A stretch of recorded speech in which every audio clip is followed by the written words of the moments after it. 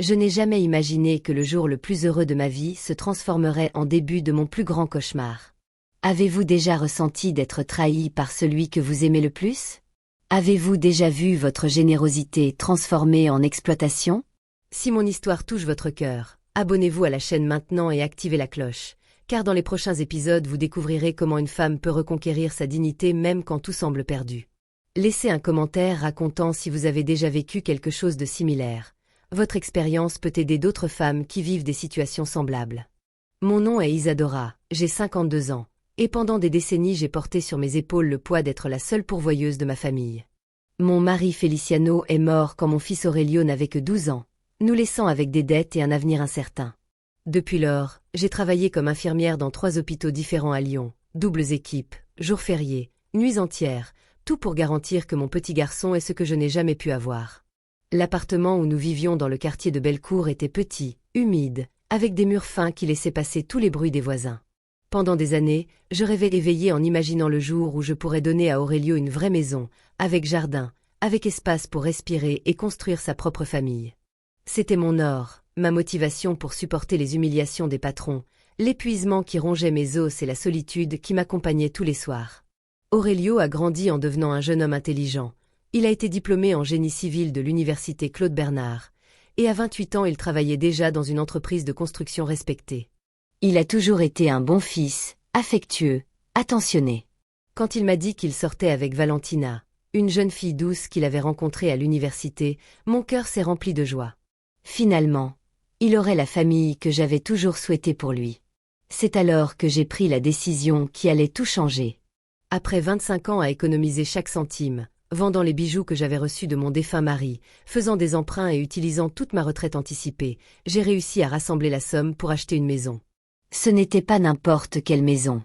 C'était une propriété charmante dans la banlieue de Villeurbanne, avec 3 chambres, un jardin fleuri, une cuisine spacieuse avec vue sur les Alpes au loin. Le type de foyer dont j'avais toujours rêvé quand j'étais jeune. Le matin du 15 mars était exceptionnellement froid, avec un brouillard dense couvrant les rues de Lyon. Je me souviens de trembler, non seulement à cause du froid, mais à cause de l'émotion qui s'emparait de ma poitrine pendant que je tenais les clés de la maison dans mes mains. Pendant toute la nuit précédente, j'avais à peine réussi à dormir, imaginant l'expression de surprise et de bonheur sur le visage d'Aurelio quand il découvrirait que cette maison serait la sienne. J'ai appelé Aurelio tôt le matin, ma voix brisée par l'émotion. « Aurelio, mon amour, j'ai besoin que tu viennes avec moi. J'ai une surprise pour toi. » « Maman, qu'est-ce qui s'est passé? Tu vas bien? Ta voix est étrange. »« Je vais plus que bien, mon fils. Fais-moi juste confiance et viens. Amène Valentina aussi. » Le rendez-vous fut fixé à l'entrée du quartier Villeurbanne. Quand ils sont arrivés, Aurelio était visiblement inquiet. À 28 ans, il avait hérité des yeux clairs de son père et de ma détermination, mais à ce moment-là, son visage ne montrait que de la confusion. « Maman, qu'est-ce qu'on fait ici? » Nous avons marché dans les rues arborées jusqu'à arriver rue des Marronniers, numéro 47. Une maison de 2 étages, avec une façade en pierre claire et des fenêtres ornées de jardinières bleues. Le jardin de devant était plein de rosiers qui commençaient à fleurir, et la petite véranda en fer forgé donnait un charme spécial à l'ensemble. Je me suis arrêtée devant la grille en fer noir et me suis tournée vers mon fils, tenant les clés avec mes 2 mains. « Cette maison est à toi, Aurelio. » Le silence qui a suivi était assourdissant. Valentina porta sa main à sa bouche, les yeux écarquillés de surprise. Aurelio resta immobile pendant quelques secondes, comme s'il n'arrivait pas à traiter ce que j'avais dit. « Maman, qu'est-ce que tu veux dire? » « J'ai acheté cette maison pour toi, mon fils. Pour toi et pour Valentina. Pour que vous puissiez construire une famille, avoir des enfants, être heureux. C'est mon cadeau pour toi, pour tout ce que tu as traversé, pour avoir été le meilleur fils qu'une mère pouvait demander. » Les larmes ont commencé à couler sur son visage. Aurelio m'a embrassée avec une force qui a failli me faire tomber, et pendant quelques minutes nous sommes restés là, pleurant ensemble sur le trottoir. « Maman, comment as-tu réussi? Cette maison doit coûter une fortune. » Cela n'a pas d'importance maintenant, mon amour. Ce qui importe, c'est que tu es le foyer dont j'ai toujours rêvé de te donner. Nous sommes entrés dans la maison ensemble.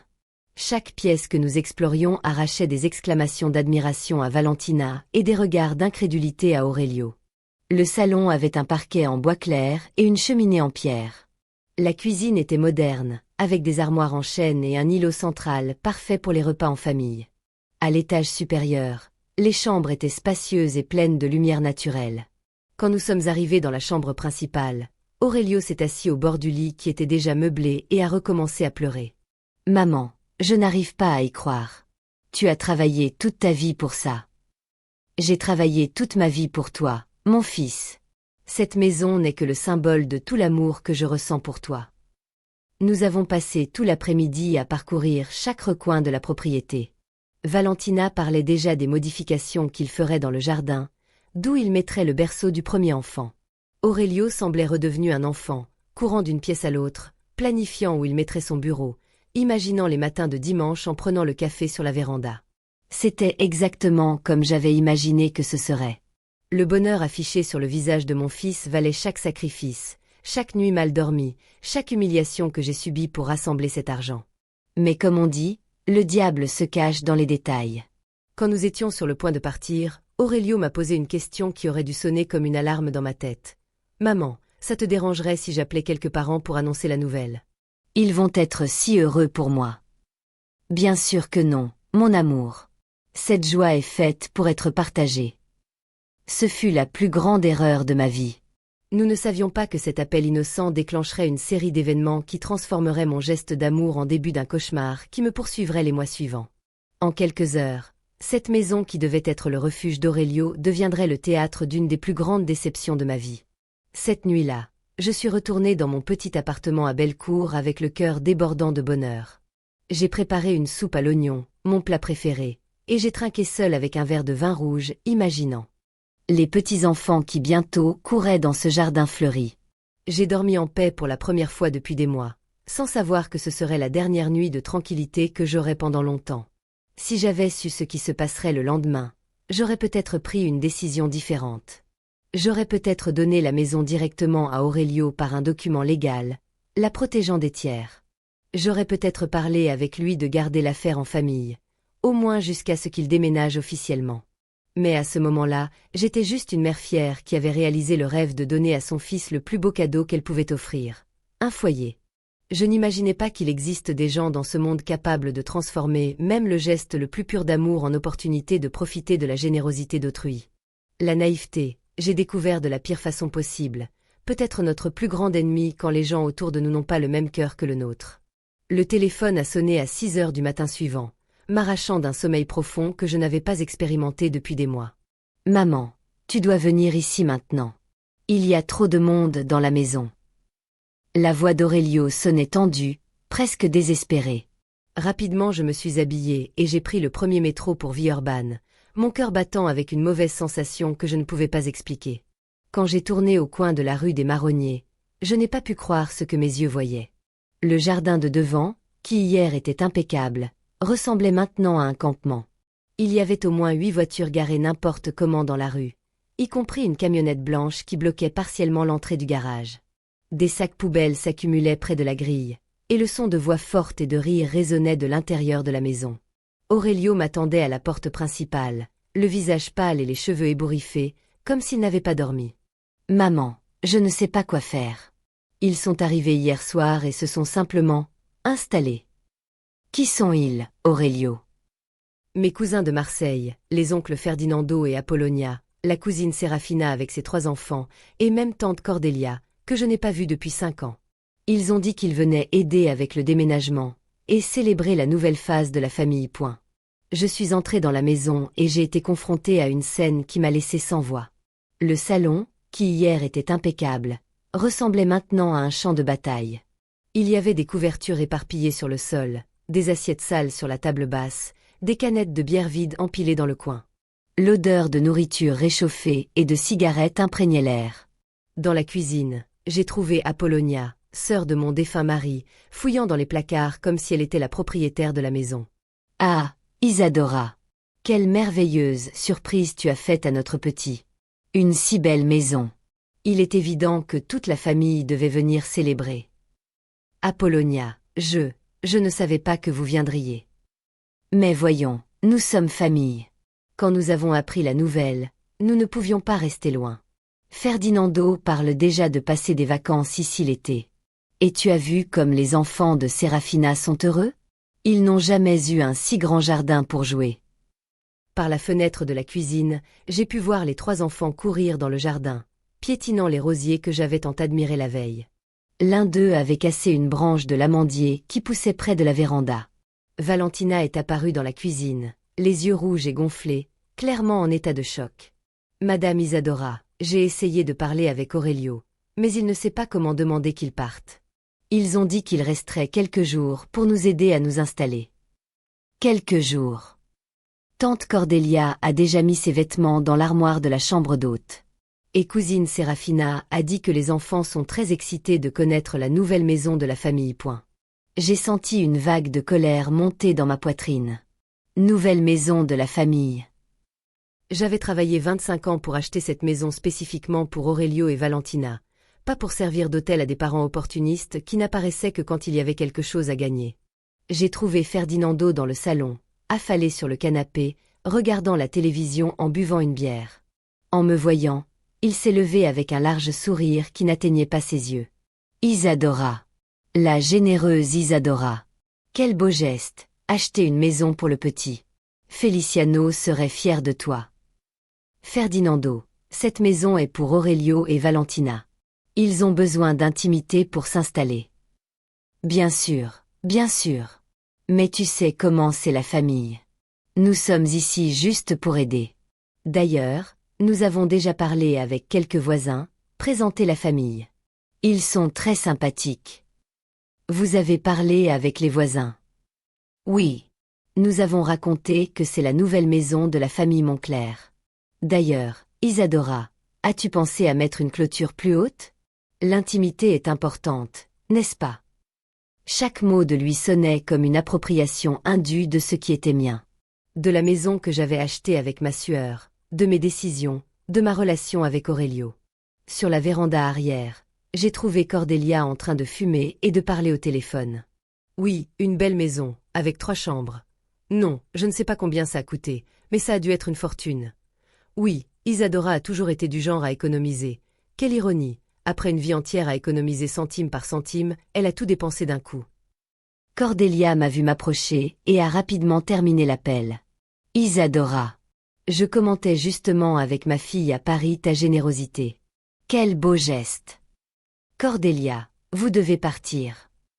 Elle a fait semblant de ne pas avoir entendu et a continué à parler. Tu sais, je pensais, cette maison est trop grande pour un jeune couple. Ils ne savent même pas encore s'ils veulent avoir des enfants. Quel gaspillage ce serait de laisser toutes ces chambres vides. Comment ça? Eh bien, Ferdinand et moi pensons déménager de Marseille. Le loyer là-bas est très cher, et ici l'air est plus pur. Nous pourrions aider avec les dépenses de la maison, nous occuper de l'entretien du jardin. Cette maison appartient à Aurelio, Cordelia. Bien sûr qu'elle lui appartient. Mais famille c'est famille, non? Nous partageons tout. D'ailleurs, as-tu pensé à ce qui va t'arriver? Ton appartement est si petit, et à ton âge, vivre seul n'est pas sûr. Je devenais de plus en plus irritée par la conversation. Cordelia insinuait que j'avais acheté la maison pour qu'elle et les autres parents s'y installent, et suggérait même que j'avais besoin de soins à cause de mon âge. Je suis retournée dans la maison et j'ai trouvé Aurelio dans l'escalier, parlant à voix basse avec Valentina. Quand ils m'ont vu, tous les deux se sont tus immédiatement. « Aurelio, je dois te parler. En privé. » Nous sommes montés dans la chambre principale, où nous avons trouvé Serafina en train d'organiser ses vêtements dans l'armoire. « Serafina, pourriez-vous nous laisser? » « Bien sûr, Isadora. Je ne fais qu'organiser quelques affaires. Les enfants ont besoin de vêtements propres, et la chambre d'en bas était trop étouffante pour qu'ils y dorment. » La chambre d'en bas. Oui, nous avons improvisé un petit lit pour eux dans la salle de jeu. J'espère que ça ne te dérange pas. Après que Serafina soit sortie, j'ai fermé la porte et me suis tournée vers Aurelio. Mon fils, qu'est-ce qui se passe ici? Maman, je ne savais pas qu'il viendrait. J'ai appelé hier oncle Ferdinando pour raconter l'histoire de la maison, et 1 heure plus tard il était ici avec la moitié de la famille. Ils ont dit que c'était juste pour connaître la maison, mais puis il s'est fait tard, les enfants étaient fatigués. Et tu les as laissés dormir ici? Je n'ai pas su comment dire non, maman. Ils sont famille. Et tante Cordelia a dit que tu serais heureuse de voir tout le monde réuni. Aurelio, je n'ai pas acheté cette maison pour qu'elle serve de pension à tes parents. J'ai vu dans les yeux de mon fils une expression que je n'avais jamais vue auparavant. Un mélange de culpabilité, de frustration et de ressentiment. Maman, tu m'as donné cette maison hier. Maintenant je ne peux même pas décider qui peut la visiter. Visiter c'est une chose, s'installer c'est complètement différent. Ils sont famille, maman. Qu'est-ce que les gens vont penser si je mets tout le monde dehors? Et qu'est-ce que moi je vais penser si tu transformes mon cadeau en cirque?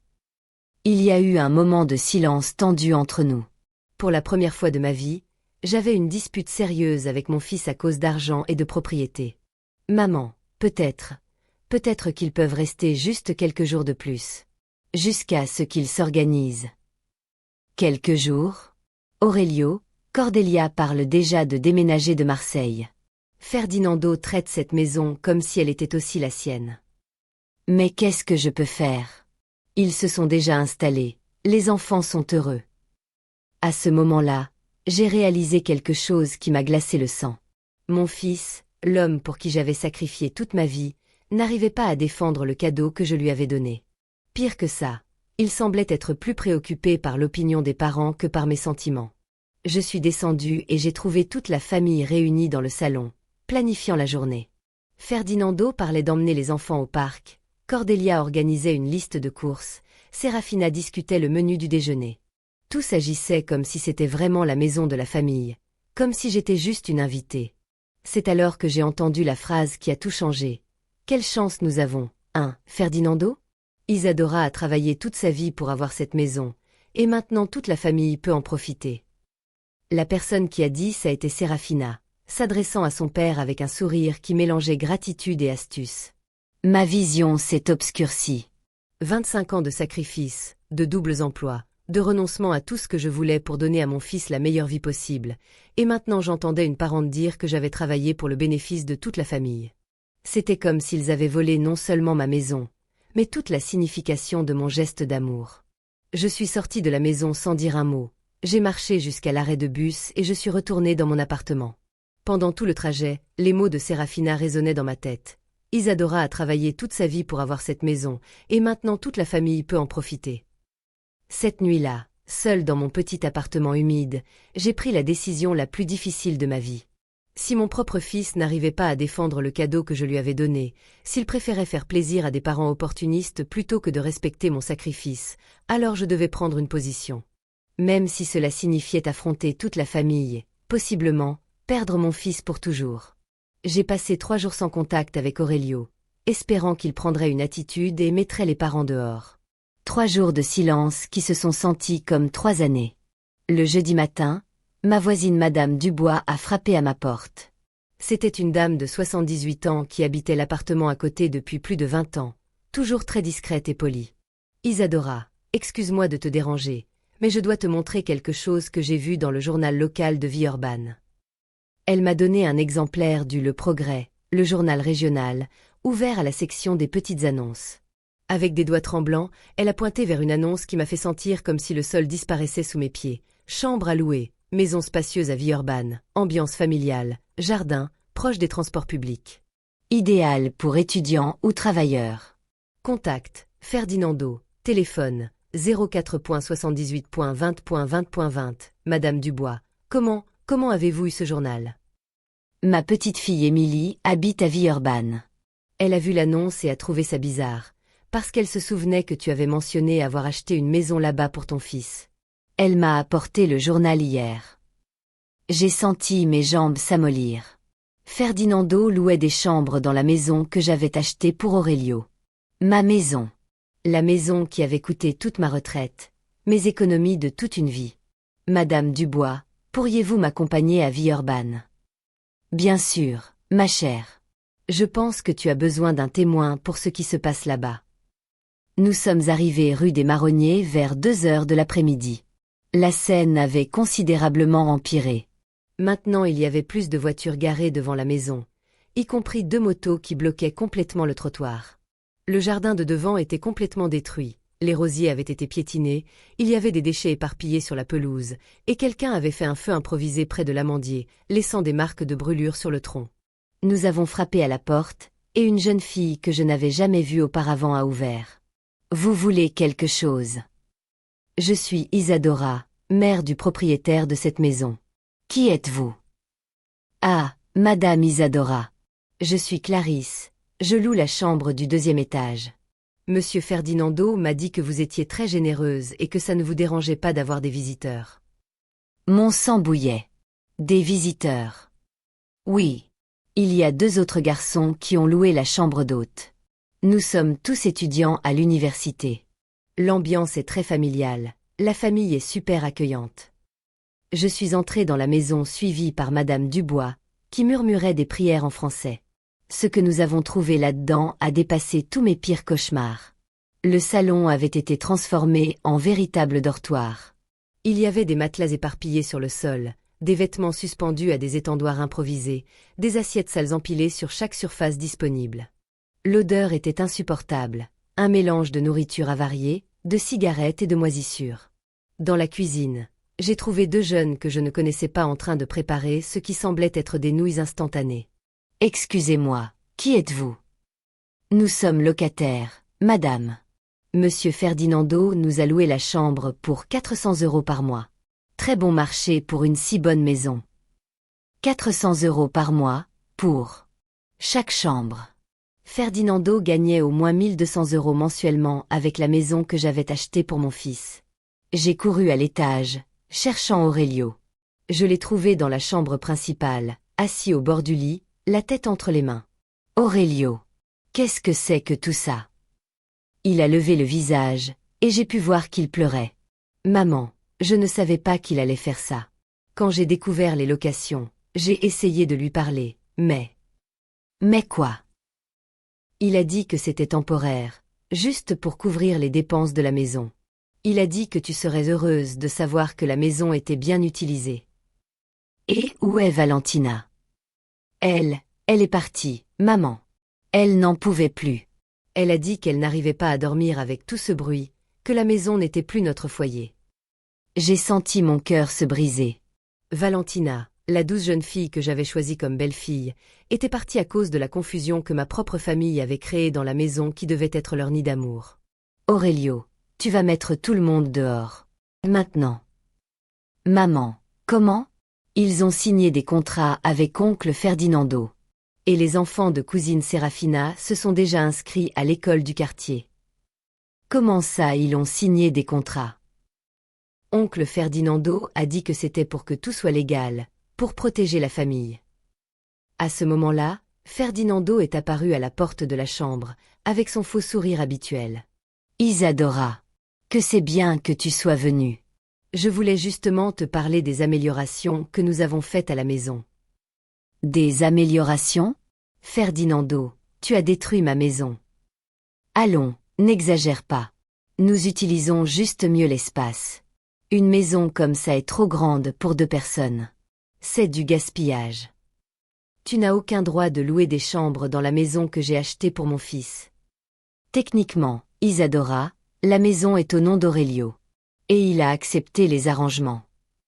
J'ai regardé mon fils, espérant qu'il me soutienne, qu'il dise qu'il n'avait jamais accepté cela. Mais Aurelio a juste baissé la tête, évitant mon regard. Aurelio, c'est vrai. Silence. Aurelio, c'est vrai. Maman, ils ont dit que c'était juste jusqu'à ce qu'ils s'organisent financièrement. J'ai senti le monde s'écrouler sous mes pieds. Mon propre fils avait accepté de transformer mon cadeau en business pour enrichir les parents. Et l'argent des locations, où va-t-il ? Ferdinando a répondu avec une naturalité absurde. Une partie reste pour les dépenses de la maison, électricité, eau, entretien. Une autre partie aide avec les dépenses des enfants. Et un peu reste en réserve pour les urgences familiales. Les urgences familiales. Oui. Par exemple, Cordelia a besoin d'une opération du genou. Cousine Serafina veut inscrire les enfants à un cours d'anglais. Ce sont des investissements dans la famille, Isadora. Ils utilisaient l'argent de la location de ma maison pour payer les dépenses personnelles de toute la famille. La maison que j'avais achetée comme un cadeau d'amour pour mon fils était devenue une source de revenus pour des parents opportunistes. Et toi, Aurelio? Tu reçois quelque chose de cet argent? Mon fils a finalement levé les yeux vers moi, et ce que j'ai vu là m'a brisé le cœur. Ce n'était pas de l'innocence. Ce n'était pas de la confusion. C'était de la culpabilité. Maman, il paie les mensualités de la nouvelle voiture que j'ai achetée. Quelle nouvelle voiture? Une Peugeot 308. J'avais besoin d'une meilleure voiture pour impressionner les clients de l'entreprise de construction. Tu as acheté une voiture avec l'argent qu'il collecte en louant ma maison. Ce n'était pas exactement comme ça. Comment c'était alors? Ferdinando est intervenu de nouveau. Isadora, tu es énervée. Parlons calmement. Aurelio est un jeune ambitieux. Il doit grandir professionnellement. La voiture est un investissement dans son avenir. Avec l'argent que vous gagnez en louant la maison que moi j'ai achetée. La maison que tu as donnée, Isadora. Une fois que tu l'as donnée, ce n'est plus à toi de contrôler. Cette phrase fut comme une gifle.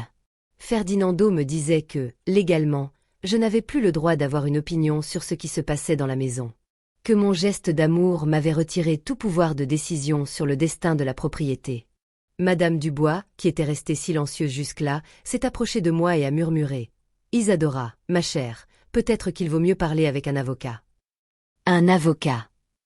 Ferdinando a ri. Pourquoi faire? Tout est légal ici. La maison est au nom d'Aurelio. Il a accepté les contrats de location, et nous aidons juste la famille à prospérer. J'ai regardé mon fils une dernière fois. Aurelio, tu crois vraiment que c'est juste? Il est resté silencieux pendant un long moment. Quand il a finalement parlé, sa voix sonnait distante, comme s'il était un étranger. Maman, tu as toujours dit que la famille est le plus important. Maintenant que je peux aider la famille, pourquoi tu es en colère? À ce moment-là, j'ai compris une vérité terrible.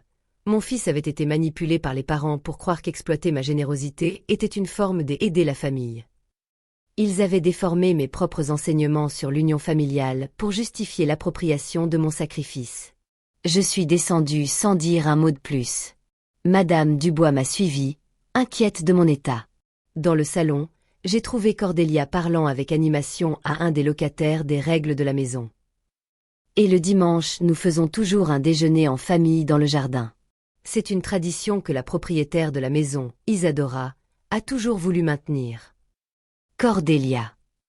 Elle s'est tournée vers moi avec ce sourire artificiel. Ah, Isadora. J'expliquais justement à Marcel ici comment les choses fonctionnent. Ça ne te dérange pas que j'ai dit que tu aimes réunir la famille, n'est-ce pas? Je n'ai jamais dit ça. Mais voyons, tu as toujours parlé de l'importance de la famille unie. Sortez de ma maison. Comment ça? Sortez tout de ma maison. Le silence qui s'est installé était gênant. Tous les présents, locataires, parents, même les enfants, me regardaient comme si j'étais une folle en train de crier. Ferdinando est descendu précipitamment. Isadora, qu'est-ce que c'était ça? Tu fais peur à tout le monde. Vous avez 24 heures pour sortir de cette maison. Vous tous. Tu ne peux pas faire ça. La maison n'est plus à toi. Alors je vais chercher un avocat et voir ce que je peux faire. Fais donc. Mais en attendant, ne fais plus de scène. Tu fais honte à Aurelio. Ce fut la goutte qui a fait déborder le vase. Ils avaient volé ma maison, manipulé mon fils, détruit le cadeau le plus important que j'ai jamais donné de ma vie, et ils avaient encore l'audace de dire que moi je faisais honte à Aurelio. Je suis sortie de cette maison le cœur brisé, mais avec une détermination de fer qui brûlait en moi. Si mon propre fils n'arrivait pas à me défendre, s'il préférait faire plaisir à des parents parasites plutôt qu'honorer mon sacrifice, alors je me battrais seule. Madame Dubois m'a accompagnée jusqu'au métro, tenant ma main pendant tout le trajet. Isadora, ma chère, tu as fait la bonne chose. Ce qu'ils font est abusif. Une mère ne mérite pas de passer par ça. Madame Dubois, j'ai travaillé 25 ans pour donner cette maison à mon fils. Et maintenant il l'a transformé en business pour enrichir les parents. Ce n'est pas ta faute, ma chère. Tu as agi avec amour. Ce sont eux qui ont agi avec cupidité. Cette nuit-là, j'ai appelé 3 cabinets d'avocats différents. La réalité juridique était cruelle. Une fois que j'avais transféré la propriété à Aurelio, légalement il avait le droit de faire ce qu'il voulait avec la maison, y compris louer des chambres. À moins que je puisse prouver coercition ou influence indue, il n'y avait pas grand-chose que je puisse faire. Mais il y avait une chose que les avocats ont mentionnée qui a allumé une flamme d'espoir dans ma poitrine. Si je réussissais à prouver que la maison était utilisée pour des activités commerciales sans les licences appropriées, ou que les contrats de location étaient irréguliers, il pourrait y avoir une faille légale. J'ai passé toute la nuit à rechercher les lois sur la location en France, les réglementations pour les maisons familiales utilisées commercialement, les droits des donateurs en cas de mauvaise utilisation des cadeaux. Je n'ai pas dormi une minute. Le matin suivant, je suis retournée seule à Villeurbanne. Cette fois, je n'y suis pas allée comme la mère blessée. J'y suis allée comme une femme déterminée à récupérer sa dignité. J'ai frappé à la porte à 8 heures du matin. Clarisse, l'étudiante, a ouvert avec un visage endormi. Madame Isadora. Que c'est tôt. Je veux voir les contrats que vous avez signés avec Ferdinando. Les contrats? Je ne sais pas si je peux.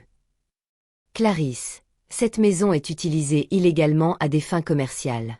Si vous ne me montrez pas les contrats, je vais appeler la mairie pour faire une inspection. La menace a fonctionné. En 15 minutes, j'avais en main des copies de tous les contrats de location. Comme je le soupçonnais, aucun d'eux n'était dûment enregistré à la mairie. Ferdinando opérait un business illégal d'hébergement. Plus que ça, j'ai découvert qu'il facturait 450 € par chambre, pas 400 comme il avait dit. Et il y avait plus de gens vivants dans la maison que je l'imaginais. Au total, c'était cette locataire payant différents montants, ce qui donnait un revenu mensuel de presque 3 000 €. 3 000 € par mois.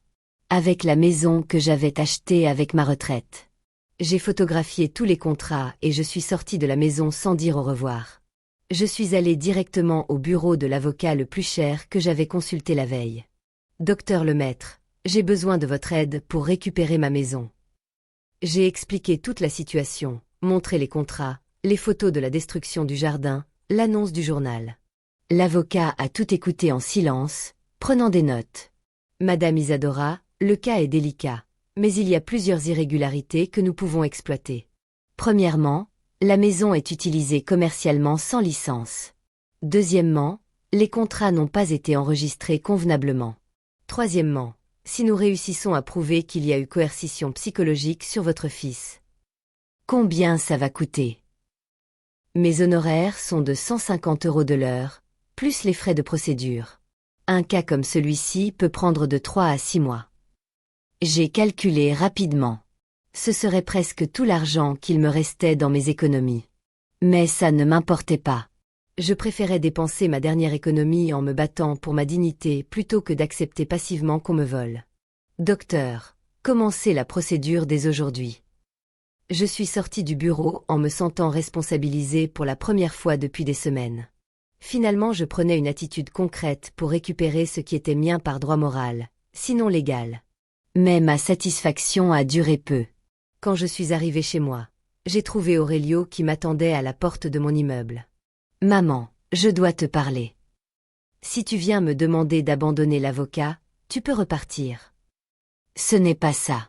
C'est à propos de Valentina. Nous nous sommes arrêtés à la porte de l'immeuble. Aurelio était visiblement abattu, avec des cernes profondes et des vêtements froissés. Qu'est-ce qu'il y a avec Valentina? Elle a rompu avec moi, maman. J'ai senti un serrement dans la poitrine. Malgré toute la colère que je ressentais pour lui, Aurelio était toujours mon fils. Pourquoi? Elle a dit qu'elle ne peut plus me respecter. Que j'ai choisi la famille au lieu d'elle, que je n'ai pas su protéger ce que tu m'as donné. Et elle a raison. Maman. Elle a raison, Aurelio. Tu as transformé le cadeau le plus important que je t'ai jamais fait en business pour enrichir les parents. Tu as détruit la seule chose pure que j'ai réussi à t'offrir. Je ne savais pas que ça allait devenir comme ça. Ils ont dit que c'était temporaire. Et tu as cru parce que tu voulais croire. Parce que c'était plus facile de faire plaisir à tout le monde que de défendre ce que j'ai sacrifié 25 ans pour te donner. Aurelio a commencé à pleurer la même sur le trottoir. Maman, j'ai tout gâché. J'ai perdu Valentina, j'ai transformé notre maison en cirque, je t'ai déçu. Ce n'est pas notre maison, Aurelio. C'était ta maison. Elle devait être ton foyer, ton refuge, l'endroit où tu construirais ta famille. Et tu as laissé qu'il la transforme en business. Qu'est-ce que je peux faire pour réparer?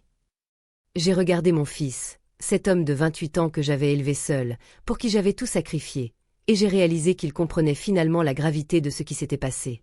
Tu peux mettre tout le monde dehors. Aujourd'hui. Mais comment? Ils ont des contrats. Des contrats illégaux, Aurelio. J'ai déjà consulté un avocat. Si tu ne prends pas une attitude aujourd'hui, je vais entamer une procédure contre toi et contre tous. Contre moi aussi.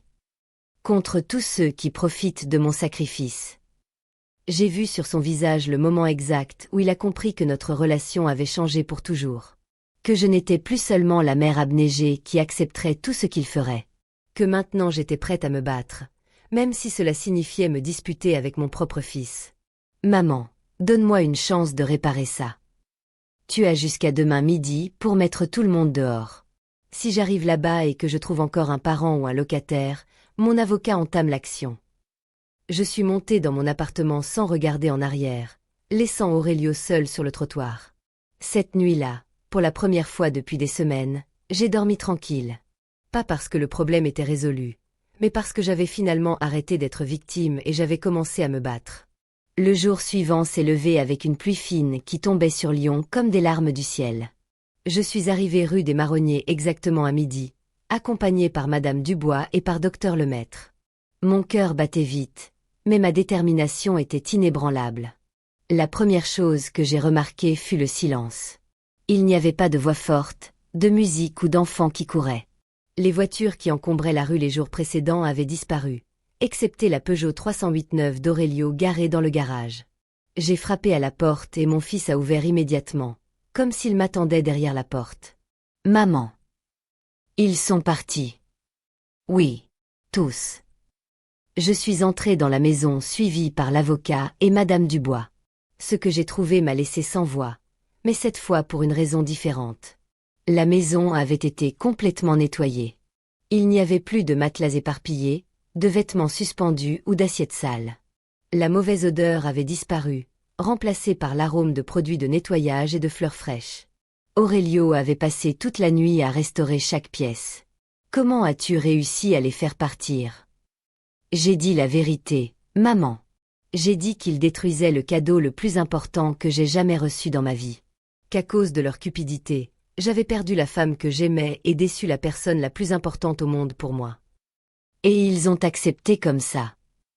Ce n'était pas facile. Oncle Ferdinando était furieux. Il a dit que j'étais ingrat. Tante Cordelia m'a accusé de choisir une vieille femme têtue au lieu de la famille. L'expression vieille femme têtue m'a frappé comme un coup de poing dans l'estomac, mais ne m'a pas ébranlé. En fait, j'étais fière d'être exactement ça, une femme qui ne se laisserait pas piétiner. Et les locataires. J'ai annulé tous les contrats. J'ai rendu l'argent qu'ils avaient payé d'avance. J'ai utilisé les économies que j'avais pour couvrir les préjudices. Et la voiture. Aurelio a baissé la tête. J'ai vendu la voiture. Avec l'argent, j'ai réussi à couvrir les coûts d'annulation des contrats et encore restaurer les dégâts dans le jardin. J'ai engagé un jardinier pour replanter les rosiers que les enfants ont détruits. Nous avons marché dans la maison en silence. Chaque pièce avait été restaurée à l'état original. Dans la cuisine, il n'y avait plus de traces de la destruction causée par les locataires. Le salon avait retrouvé l'élégance que j'avais admirée le jour de l'achat. Dans le jardin, j'ai pu voir qu'Aurelio avait vraiment engagé un professionnel.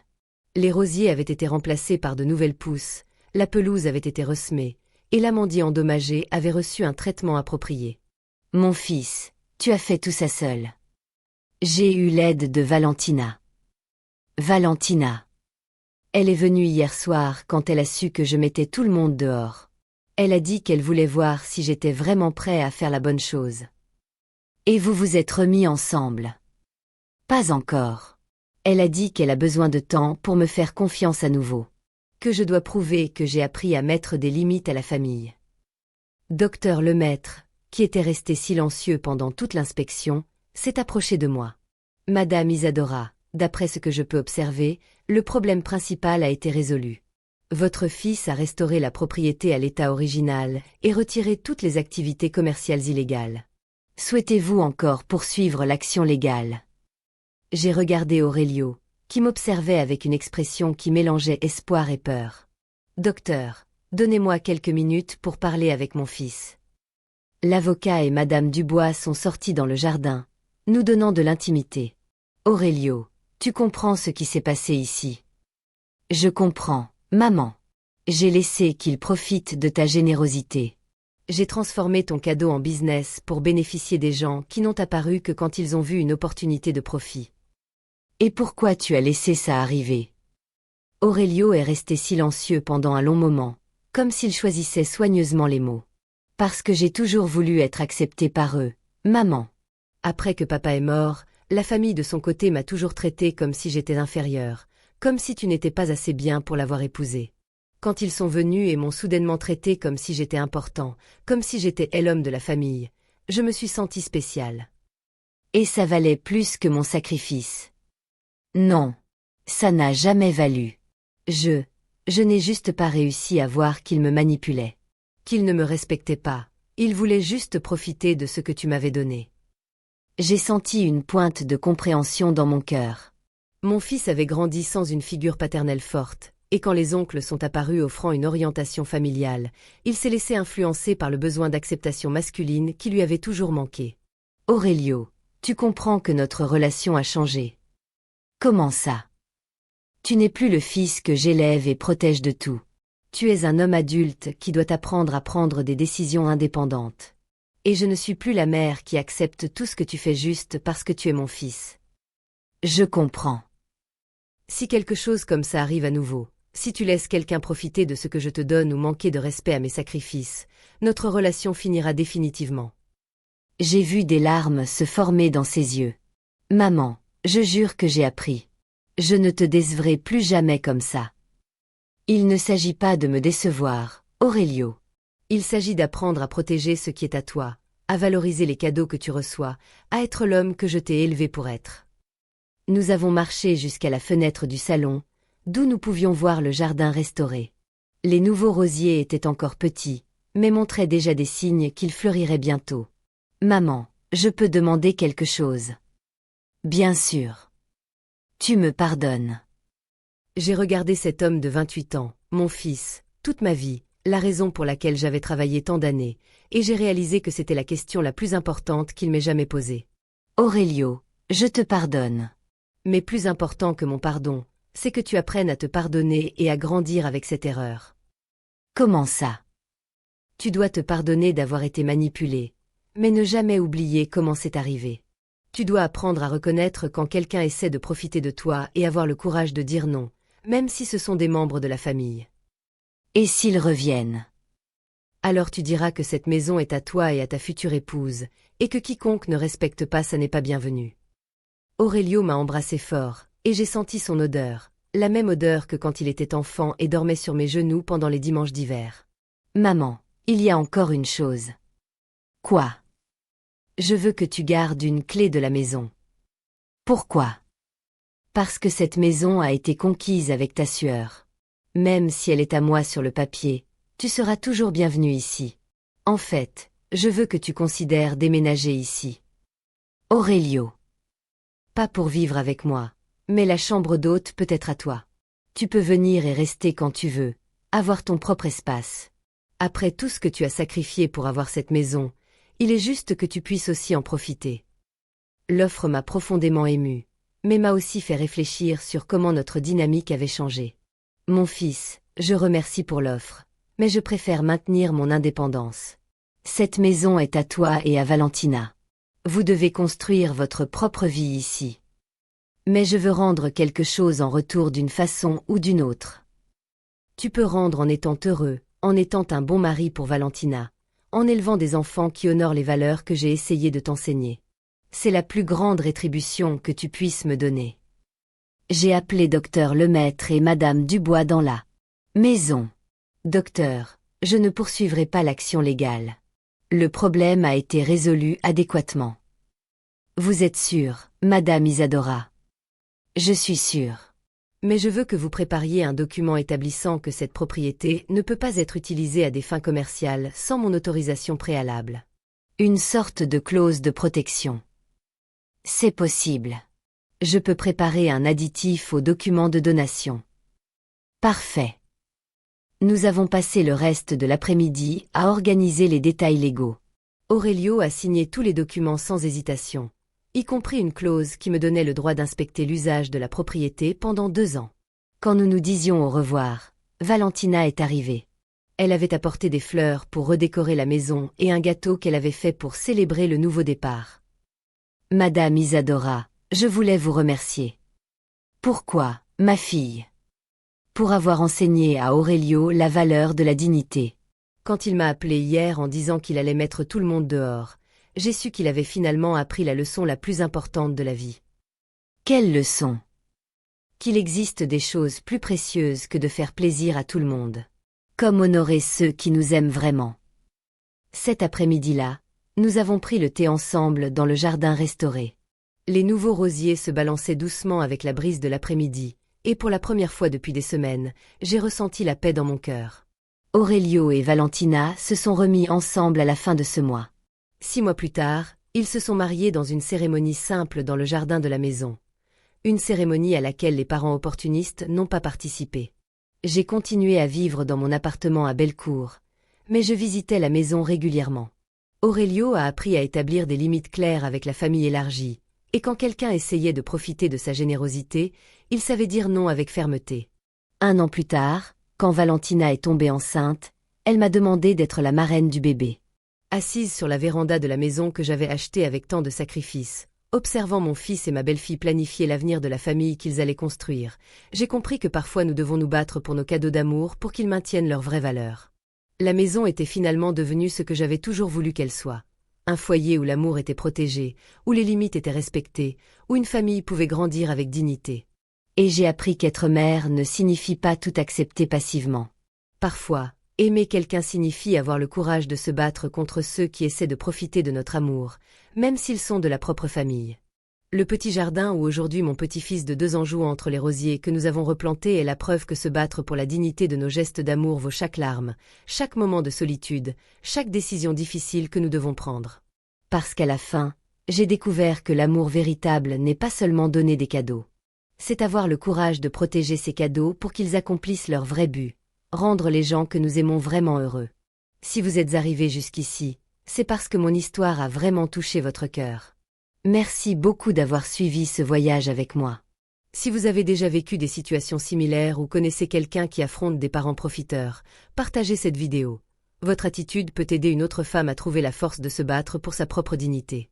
N'oubliez pas de laisser votre like si l'histoire vous a ému, et commentez ici en bas. Quelle leçon d'Isadora vous a le plus marqué? Je lis tous les commentaires et j'adore savoir ce que vous ressentez avec ces histoires. Et si vous voulez continuer à suivre des histoires réelles de femmes courageuses qui ont transformé leur douleur en victoire, abonnez-vous à la chaîne et activez la cloche pour ne manquer aucune des prochaines vidéos. Parce que je crois que quand nous partageons nos expériences, nous devenons plus fortes ensemble. Une étreinte affectueuse et à la prochaine histoire.